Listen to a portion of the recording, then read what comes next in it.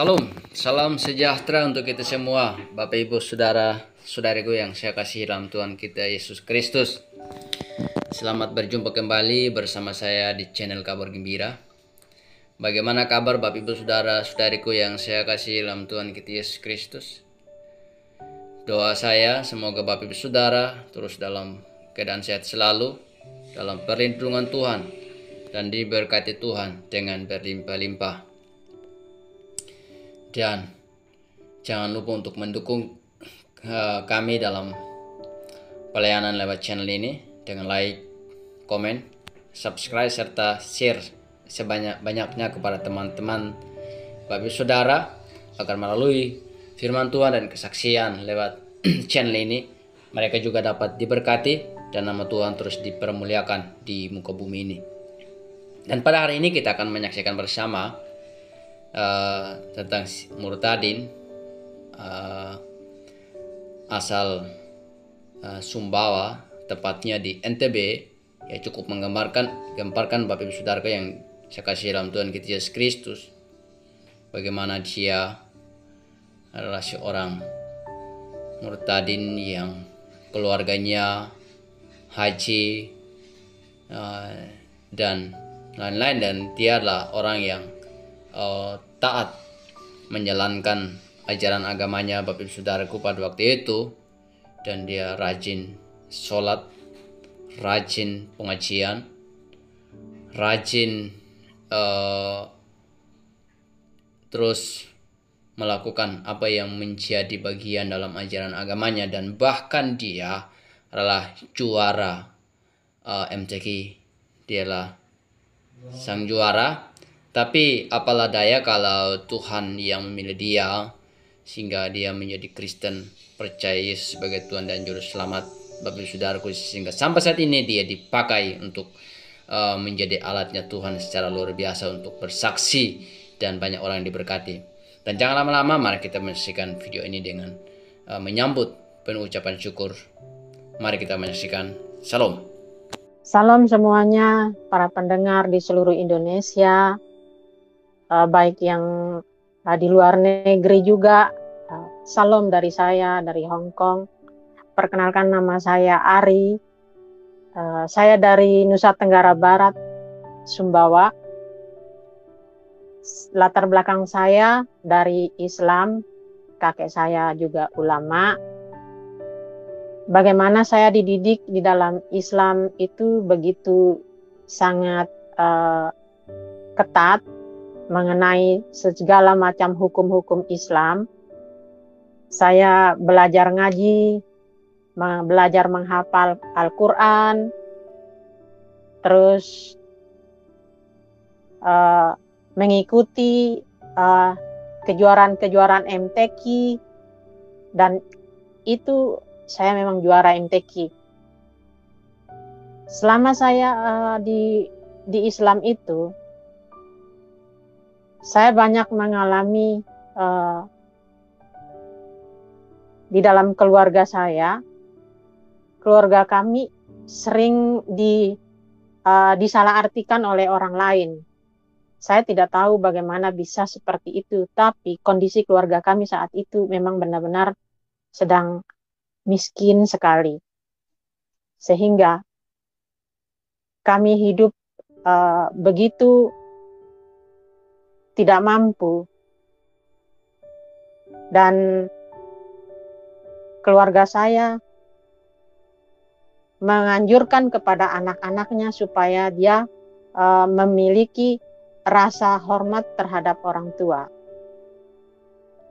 Ketika waktu itu kakek saya yang ulama itu, dia sering berceramah di setiap tempat dengan berbagai macam latar belakang Al-Quran.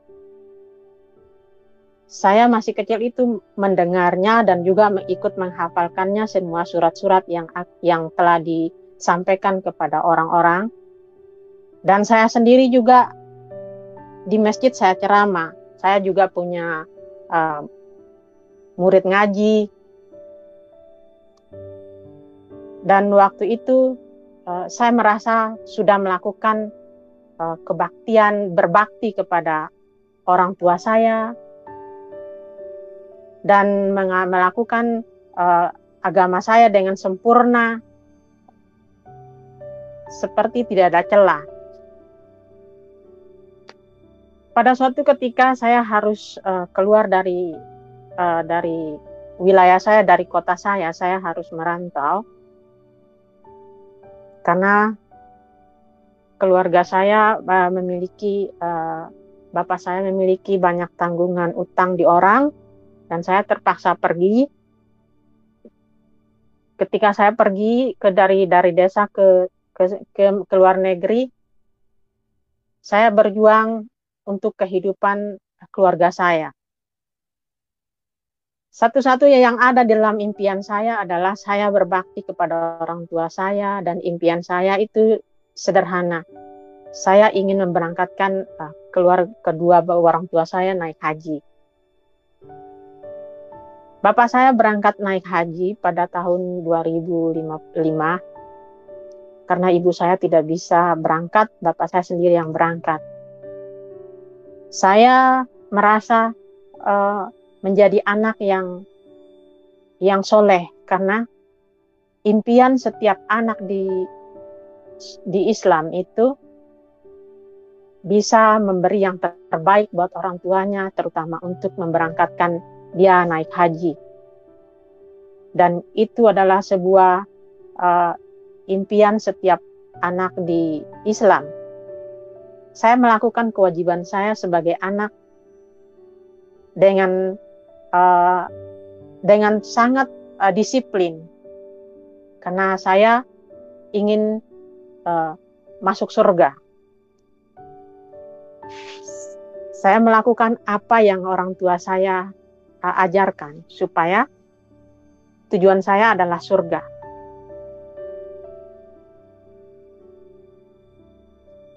Tapi setelah semuanya saya lakukan, saya tidak merasakan sukacita.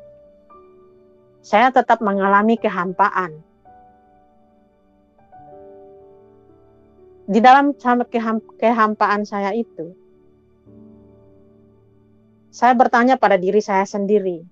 Saya sering puasa doa, terus sholat 5 waktu, puasa Senin Kemis. Setiap doa-doa yang saya panjatkan, tidak ada satupun yang jadi nyata. Malah justru kondisi saya semakin terpuruk. Karena mungkin saya merasa berkelimpahan, tetapi di dalam jiwa saya itu adalah kering kerontang. Saya tidak menemukan kedamaian. Dan itu menjadi dilema buat saya. Saya bertanya pada diri saya, apa sebenarnya yang saya inginkan. Pada suatu ketika, saya berangkat, saya merantau lagi.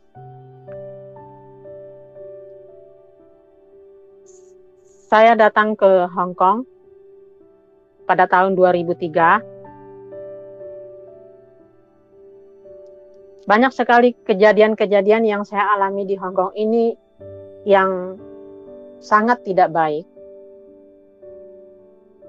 Dosa-dosa yang saya lakukan, banyak yang saya lakukan di dalam luar kendali. Hingga pada suatu hari saya berjalan di pusat kota. Di sana ada toko Kristen. Saya melihat sebuah tulisan yang tertulis di sebuah majalah Gloria. Di sana terdapat tulisan berbunyi, ada kuasa di dalam nama Yesus. Saat itu saya belum tahu Yesus itu apa. Itu siapa. Sejak saya membaca tulisan itu, saya lalu saja. Saya lalui tahun-tahun saya di sini penuh dengan dosa-dosa. Saya tidak lagi berpuasa, saya tidak lagi bersembahyang, karena saya merasa sangat kecewa. Setiap saya berdoa, saya tidak pernah mendapat jawabannya. Saya di keluarga saya, walaupun saya berjuang mati-matian, tapi saya tetap tidak mendapat sebuah tempat. Dan itu sangat-sangat menghancurkan hati saya.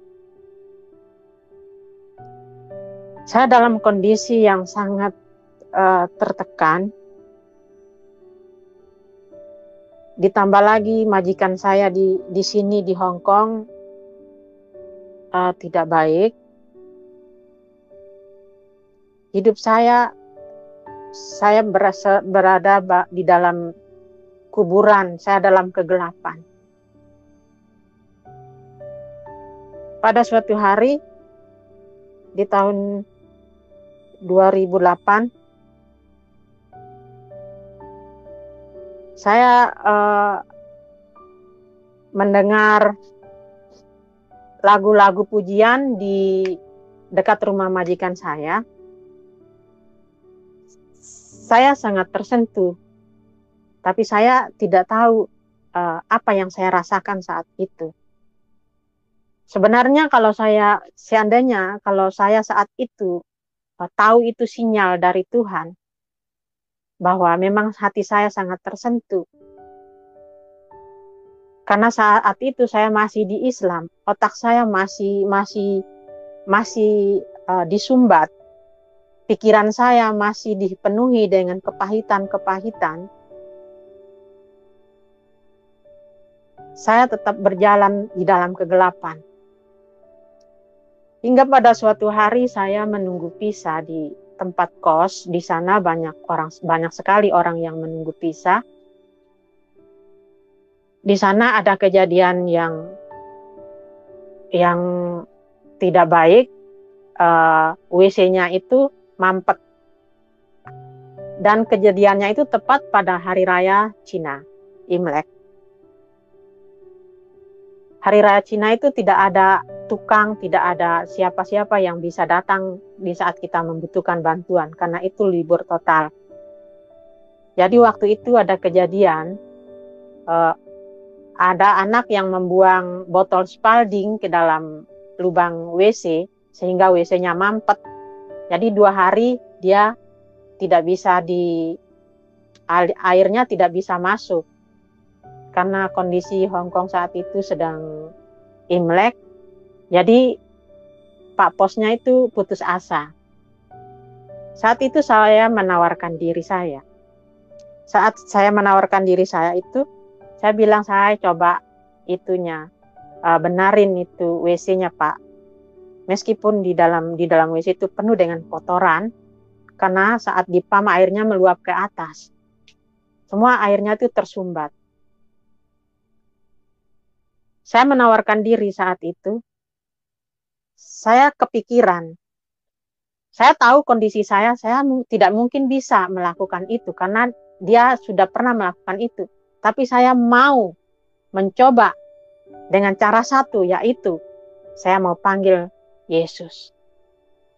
Jadi saya masuk ke dalam WC. Saya masuk, terus saya pakai sarung tangan, saya pakai sarung kaki supaya tidak kotor. Saya mulai atur pernapasan, terus saya mulai berdoa. Saya tidak panggil Tuhan awalnya. Saya bilang ini, Yesus, tolong lancarkan air ini. Di dalam nama Yesus. Amin. Apa yang terjadi? Ketika saya pam itu air, kejadiannya nggak ada 5 menit. Padahal itu udah 2 hari, itu WC-nya nggak bisa dipakai. Nggak ada 5 menit situasi di dalam WC itu yang penuh dengan kotoran. Saya pam lagi, airnya langsung jalan. Saya pam lagi, airnya langsung jalan. Saat itu saya merasakan badan saya tuh kayak sengatan listrik. Saya gemetar, saya berkeringat. Ada perasaan damai, ada perasaan takut, ada perasaan tidak percaya. Saya keluar dari situ. Saya bilang sama Pak kosnya, Pak, itu airnya sudah berjalan. Dia tidak percaya. Akhirnya dia datang saksikan sendiri. Kenapa kamu bisa? Kenapa saya tidak bisa? Apa yang kamu lakukan? Tidak, saya lakukan, saya paham aja. Tapi ada yang menolong saya. Siapa? Yesus yang menolong saya. Hah? Dia sendiri nggak tahu siapa Yesus karena dia orang Hong Kong. Saya saat itu, setelah saya pikir, pekerjaan Tuhan itu sangat sempurna. Tuhan baru melakukan mujizat. Terus setelah Tuhan melakukan mujizat, apa yang Tuhan lakukan di dalam WC itu, saya bicara kepada Bapak itu tentang nama Tuhan. Jadi satu kali, istilahnya itu 2 in 1. Setelah itu saya langsung ke kamar, saya berbaring, saya gemetar. Saya menelepon teman saya yang Kristen. Saya ingin Alkitabnya dia. Setelah saya membaca Alkitab, dari Kejadian sampai Wahyu, semua kata-kata yang ada di dalam Alkitab itu, seakan saya berada di sana. Ketika Nuh berada di tengah-tengah air, saya seolah-olah berada di sana. Tuhan betul-betul membuat itu, situasinya itu sama seperti yang di dalam Alkitab. Dan itu membuat saya jatuh cinta. Sepanjang malam saya berpikir, Yesus yang melakukan mujizat itu di dalam WC. Dia yang mau datang ke tempat seperti tempat WC itu, sedangkan saya di Islam, kalau mau menghadap Allah saya harus bersih dulu. Saya harus wudhu dalam keadaan bersih. Saya sudah melakukan sholat 5 kali dalam sehari, dalam 17 rakaat. Saya membaca ayat-ayat di dalam Quran saya. Saya meminta Tuhan menunjukkan saya jalan yang lurus. Di dalam Al-Fatihah itu, Ihdinas siratal mustaqim, di situ dia bilang, tunjukkanlah saya jalan yang lurus. Sepanjang hari saya sembahyang. Saya meminta ditunjukkan jalan yang lurus. Tapi jalan yang mana yang ditunjukkan? Tapi tidak ada satupun jawaban. Tapi ketika saya memanggil Yesus di dalam WC yang penuh dengan kotoran-kotoran itu, dia hadir di sana. Dan itu sampai membuat saya merinding sampai sekarang. Karena situasi saat itu sulit untuk diungkapkan. Setelah kita merasakan sendiri bagaimana kehadiran Tuhan di dalam hidup kita, kita baru bisa tahu bagaimana kita tidak bisa berkata bahwa kehadirannya seperti ini, tapi masing-masing orang mengalami seperti yang Tuhan inginkan. Di dalam perenungan saya, Tuhan menjumpai saya di dalam WC yang kotor itu, karena kehidupan saya memang sangat kotor. Tuhan mau datang ke tempat itu. Contohnya seperti Tuhan bilang seperti ini. Hei, aku bisa datang kapan saja di saat engkau membutuhkan aku. Itu kata Tuhan, itu kata Alkitab. Dan itu nyata. Selama 2 tahun setelah saya mengenal Tuhan, 2 tahun itu benar-benar saya dileburkan. Ego saya, kemarahan saya, kepahitan saya, kedunguan saya, kebodohan saya, dihancur leburkan oleh Tuhan. Otak saya seolah-olah dicuci. Paradigma saya terbuka, yang dulu saya sangat membenci Kristen. Bahkan ketika ada guru yang datang belajar di tempat saya, guru Kristen, saya mengajak teman-teman saya untuk melempar rumahnya. Karena itu yang diajarkan oleh orang tua.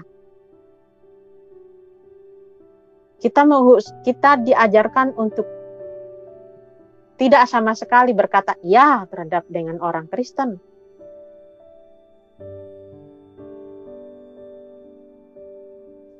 Untuk itu saya dibuka pikiran saya sama Tuhan. Dalam 2 tahun saya benar-benar dihancur leburkan. Saya ibarat dicambuk semua masa lalu saya dibuat jadi baru. Ketika saya mengalami Tuhan, segala macam kejahatan, kegelapan menyerang saya. Dari kiri ke kanan, dari segala macam unsur. Karena apa? Karena setan tidak pernah mau orang diselamatkan. Itu yang saya dapatkan. Sangat sakit, tidak mudah menjadi orang Kristen. Jika di luaran sana orang bilang bahwa saya dituduh sama teman-teman saya, kamu dikasih satu kardus supermi untuk supaya mengikutin orang Kristen. Tidak. Keselamatan tidak bisa dibeli. Tuhan memilih siapa saja yang bisa dipilih. Dan saya percaya setiap orang yang mendengarkan ini, jika dia mendengarkan acara ini, mendengarkan kesaksian ini, kamu sedang dipilih. Kamu bisa bertanya kepada Allah kamu, siapa sebenarnya Allahmu? Siapa sebenarnya yang kamu sembah? Berani bertanya seperti keberanian saya. Sebelum saya mengenal Tuhan pun, saya tidak ada orang yang menginjili saya. Tidak ada orang yang menyuruh memberi saya supermi, tidak ada. Tapi saya datang meminta kuasa dari Tuhan supaya air itu mengalir.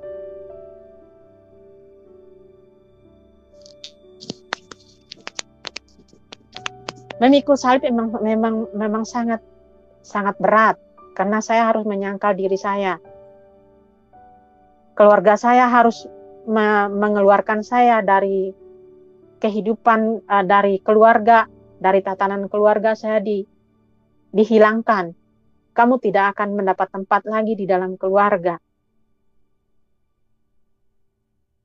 Seandainya kata-kata itu keluar di saat saya menjadi Islam, saya pasti akan stres. Tapi kata-kata itu keluar di saat saya menjadi Kristen dan percaya kepada Tuhan Yesus. Saya siap. Di tengah kemarahan keluarga saya, teman-teman saya tiap hari mendapat ancaman teror, pembunuhan. Semakin saya mendapatkan teror, semakin saya berlutut. Semakin saya mendapat teror, semakin saya berlutut. Semakin orang memanggil saya anjing, saya semakin berlutut. Bukan kenyamanan yang saya rasakan, tapi malah majikan saya juga semakin parah. Saya seolah berada di dalam genggaman orang, semakin saya diperas. Tapi karena cinta saya kepada Tuhan, saya tetap bertahan. Saya tidak mau. Saya tetap kuat.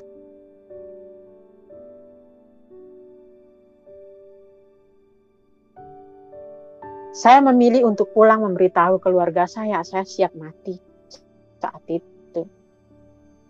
Ketika saya pulang dari Jakarta, saya sudah mendapat tantangan. Saya tidak bisa lagi masuk ke dalam pesawat karena saya dicegat oleh petugas Garuda. Saya tidak boleh masuk karena saya bawa tas isinya roti. Dia bersikuku supaya saya dibawa ke satu tempat yang jauh dari situ. Saya tahu triknya, dia minta uang. Tapi saya tetap tidak mau. 2018, saya ingat betul. Ketika saya sedang rame dengan petugas di pintu pesawat, saya tidak pernah mengenal gubernur saya, gubernur NTB, TGB. Saya tidak pernah mengenal beliau. Karena rame di depan mulut pesawat itu. Orang banyak antri, nggak bisa lewat. Gubernur saya bilang, tas dia taruh di tempat saya. Ini cara Tuhan. Janji Tuhan digenapi. Bahwa ketika saya di Hong Kong mau pulang ke Indonesia, saya siap apapun yang terjadi. Teman-teman gereja saya di Hong Kong mendoakan saya supaya saya tetap di dalam lindungan Tuhan. Menopang saya dalam doa. Dan saya dikuatkan. Ketika saya berjalan, Tuhan lebih dulu mendahului saya. Dan itu terjadi. Di saat saya dicegat di mulut pesawat, gubernur orang nomor 1 di NTB itu yang menolong saya. Siapa saya?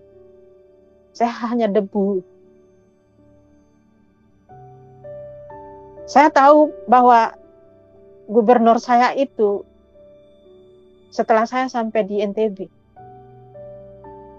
setelah saya pisah dari bandara, saya tahu itu gubernur. Setelah saya sampai rumah, orang-orang di rumah saya mengubah caranya. Tidak lagi dengan kekerasan, tapi dengan santet. Dengan perdukunan. 2 minggu saya di rumah. Selama 2 minggu itu saya mencret. Saya makan kangkung, keluar kangkung. Saya makan toge, keluar toge. Tuhan betul-betul tidak menempatkan kegelapan, keburukan yang ingin ditanamkan orang di dalam diri saya itu menyatu dengan tubuh saya. Saya hanya bisa makan kelapa muda, karena kelapa muda saya yang petik.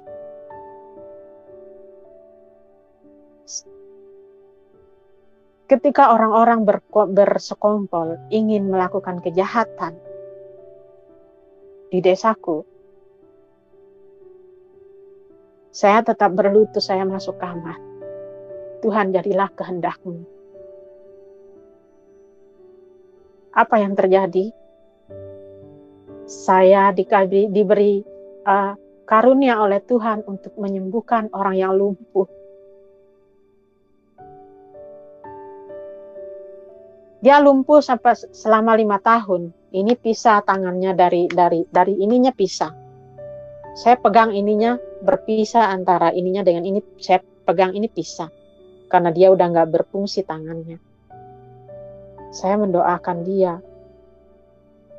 Saya bilang ke dia, saya akan mendoakan kamu dengan cara saya. Jika memang doa ini membuat kamu merasa diberkati, kamu bisa aminkan. Orang ketika dia dalam sekarat, dia akan setuju. Dan dia menatap saya dengan berlinang air mata.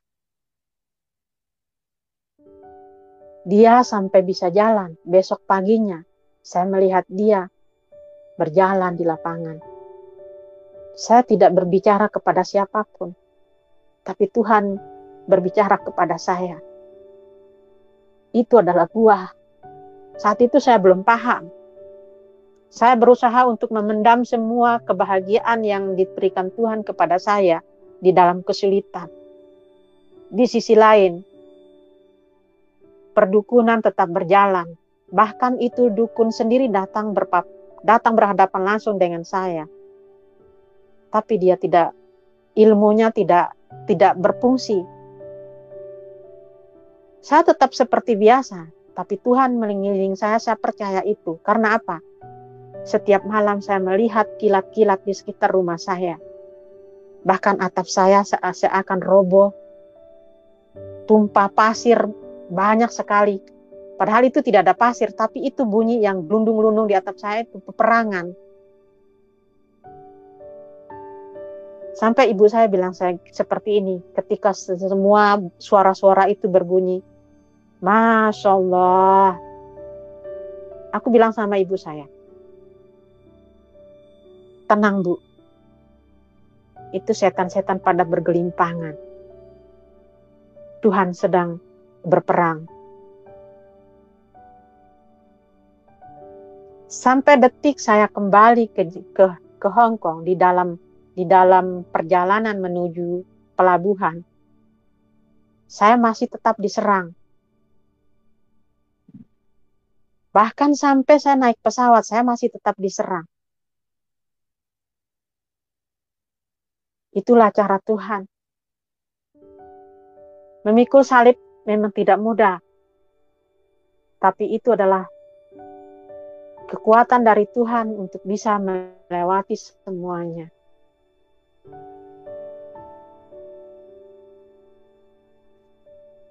Keluarga saya, meskipun dengan berat hati,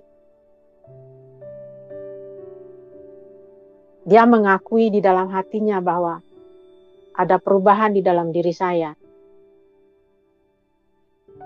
2018, pada waktu gempa di Lombok, itu adalah kesempatan terbaik saya. Meskipun rumah saya hancur-hancuran, tapi saya sukacita. Kenapa? Keluarga saya yang dulunya kita tidak akur, dia tidak mau menyapa saya karena saya Kristen, saya menghubungi mereka dan mereka membuka pintu kembali. Saya mengirimkan firman-firman Tuhan untuk menguatkan mereka. Seperti firman Tuhan berkata, satu orang yang diselamatkan, maka seisi rumah akan diselamatkan. Saya percaya waktu Tuhan akan mengubah semuanya dengan cara Tuhan.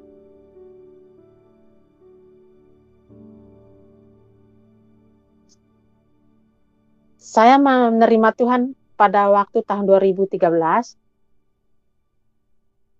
Setiap tahun sejak saya menerima Tuhan, saya banyak sekali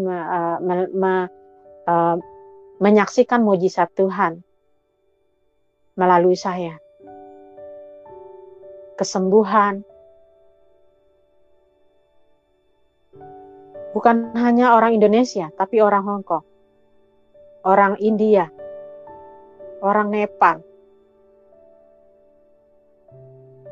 Belajar dari pengalaman yang dulu saya punya teman Kristen tapi tidak pernah menginjili saya, dan sekarang saya tidak mau menyia-nyiakan kesempatan itu. Ketika saya bertemu orang baru, saya tetap injilin dia, saya perkenalkan Yesus. Suka atau tidak suka, saya tetap menyampaikan itu kebenaran. Entah itu orang mana, orang Hong Kong, orang tua, saya tetap melakukan itu.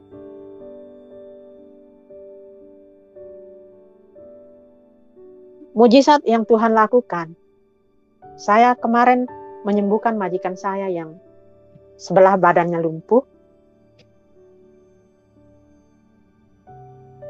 Sebenarnya dia udah 2 minggu, dia udah berhari-hari ke dokter, tidak ada kemajuan. Saya menunggu perintah dari Tuhan supaya saya datang menumpah tangan kepada dia. Saya menunggu dari Tuhan ngomong. Ketika Tuhan bicara, kamu tumpang tangan untuk dia. Saya tumpang tangan untuk majikan saya, dia sembuh. Dan majikan saya mengalami kesembuhan sampai sampai saat ini.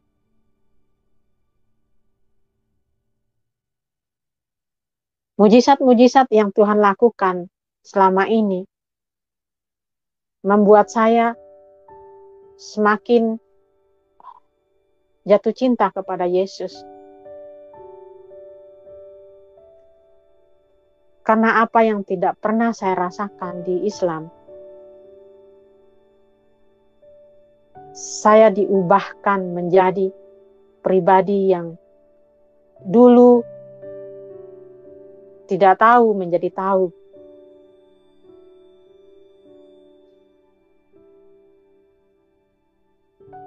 Dan puji Tuhan, keluarga saya sekarang, meskipun tidak secara langsung mereka percaya, tapi mereka bisa menerima saya. Namun yang tidak bisa menerima saya itu orang-orang di sekitar saya, orang-orang, teman-teman saya. Tapi saya percaya suatu saat pada waktunya Tuhan, orang-orang yang menerima firman Tuhan, yang pernah mendengar tentang firman Tuhan, dia akan bertemu dengan Tuhan secara pribadi dengan cara waktunya Tuhan. Kiranya dengan kesaksian saya ini bisa memberkati teman-teman yang sedang mengalami berbagai macam konflik dalam hidup. Satu pesan saya, jika engkau berada di dalam kehampaan, mencari saat ini, tanyakanlah pada dirimu sendiri dan beranilah bertanya, siapa Yesus? Sebab Yesus masih menunggu untuk memberikan mujizatnya kepada orang yang berani bertanya. Demikian kesaksian saya. Kiranya Tuhan Yesus memberkati. Amin. Puji Tuhan, Bapak Ibu Saudaraku yang saya kasih dalam Tuhan kita Yesus Kristus. Dan ya, kesaksian yang sangat luar biasa. Dan semoga kesaksian ini dapat memberkati saya dan Bapak Ibu Saudara, dan teman-teman Bapak Ibu Saudara juga dapat diberkati, yaitu Bapak Ibu Saudara terus bagikan video ini dan agar mereka dapat dikuatkan iman mereka dan nama Tuhan terus dipermuliakan. Sampai ketemu di video berikutnya. Tuhan Yesus memberkati kita semua. Shalom.